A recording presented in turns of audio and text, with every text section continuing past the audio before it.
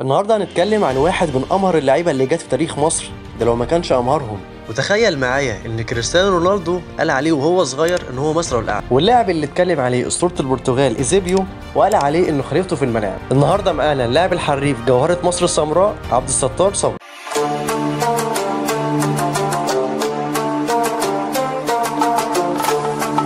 عبد الستار صبري من مواليد 19 يونيو سنة 1974، وبدأ مسيرته الكروية مع فريق المقاولون العرب، وقدم معاهم أداء خرافي وقدر يكسب معاهم كأس مصر سنة 1995 والفوز بكأس الكؤوس سنة 1996. ورغم سنه الصغير شارك مع منتخب مصر في كأس الأمم الأفريقية سنة 96، واعتمد عليه بشكل أساسي في كأس الأمم الأفريقية سنة 98 واللي توج بها منتخب مصر، وكان صبري ساعتها عنصر مؤثر بفوزها.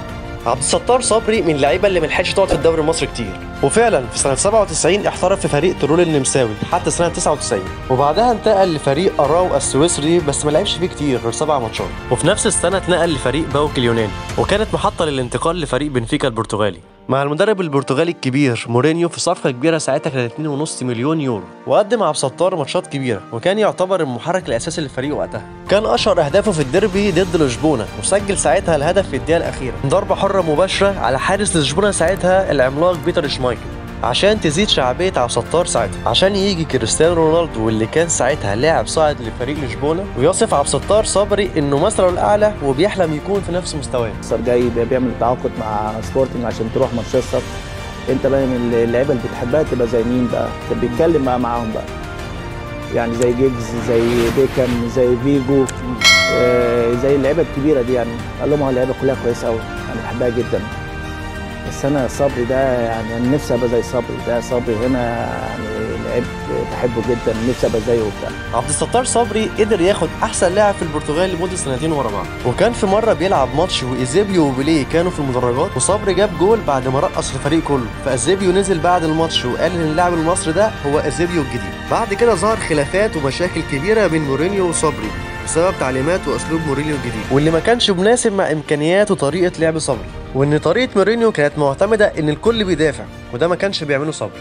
وبسبب كده مورينيو قعد صبري اكتر من ماتش، واتهموا صبري ان مورينيو عنصري ومنحاز للعيبه الاوروبيه، وطلع صبري وقال الكلام ده في الاعلام. ووصلت المشاكل ما بين صبري ومورينيو لدرجه انه خير رئيس النادي بينه وبين مورينيو. وفعلا في يوم 5 ديسمبر وبعد 9 ماتشات لمورينيو مع بنفيكا قرر ان يقدم استقالته. وبعد الفتره اللي قضاها صبري مع بنفيكا اتنقل لاكتر من نادي داخل الدوري البرتغالي.